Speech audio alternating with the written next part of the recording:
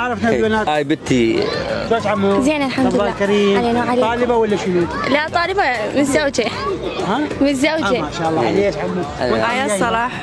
آيات. آيات شنو عملك؟ متزوجة. متزوجه. وانا زينب هم متزوجه. همك متزوجين. الحمد لله. مسوي لك جد وعلى وكيت. الحمد لله والشكر. الله صحه وعافيه. الله يخليك. اللون الاحمر طوخ شو لونه؟ احمر طوخ بعد. يعني شلون الدم؟ طوخ شو لونه؟ ماروني.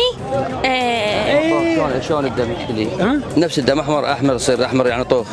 شايف عين الغزال؟ نعم عين الغزال. اي بس مو هذا اللون لا. نعم. دمي شلون يعني؟ احمر طوخ شو لونه؟